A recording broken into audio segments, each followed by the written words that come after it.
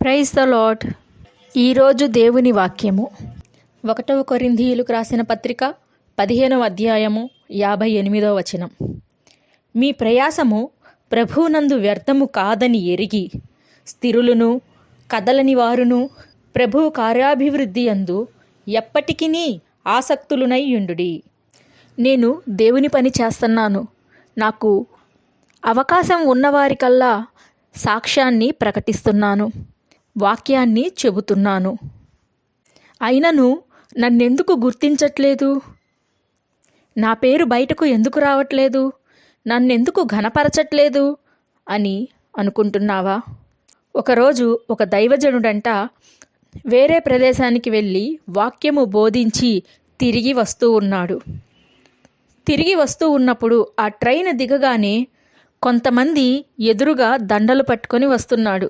ఈ దైవజనుడు అనుకుంటున్నాడంట, నా శ్రమను వీరు గుర్తించారు, నేను సువార్త చెప్పి వస్తున్నాను కాబట్టి వీళ్ళందరూ నన్ను ఘనపరచటానికి, నన్ను ఆహ్వానించటానికి నాకు ఎదురొస్తున్నారు అని సంతోషిస్తూ ఉన్నాడంట. అంతలో అదే ట్రైన్లో నుంచి ఇంకొక వ్యక్తి దిగాడంట.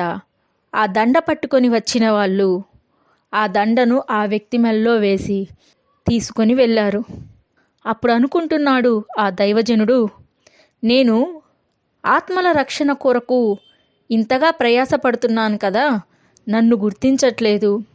ఇతను కేవలము ఈ లోక సంబంధమైన ఒక ఉద్యోగాన్ని సంపాదించుకొని వస్తేనే ఇతన్ని ఇంతగా గౌరవిస్తున్నారు ఏంటి దేవా అని అతను బాధపడుతున్నాడంట.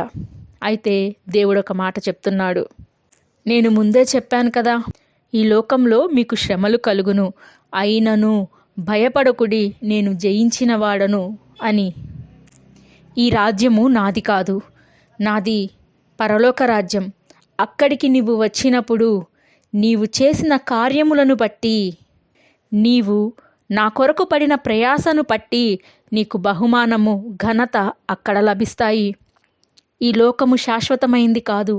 ఈ అశాశ్వతమైన లోకంలో ఘనత కొరకు పాకులాడక శాశ్వతమైన లోకంలో నీకు తరతరాలు యుగయుగాలు ఉండబోయే ఘనతను దృష్టిలో పెట్టుకొని కలవరపడకు, భయపడకు, వెరవకు, స్థిరముగా ఉండు అని దేవుడు చెబుతూ ఉన్నాడు.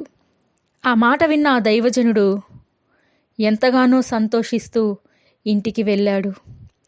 ఈరోజు నువ్వు ఏ స్థితిలో ఉన్నావు? నీ కుటుంబంలో ఉన్నవారే, నీ స్నేహితులే, నీ బంధువులే, నీ చుట్టూ ఉన్నవారే నిన్ను వ్యతిరేకిస్తున్నారా? భయపడవలసిన అవసరం లేదు.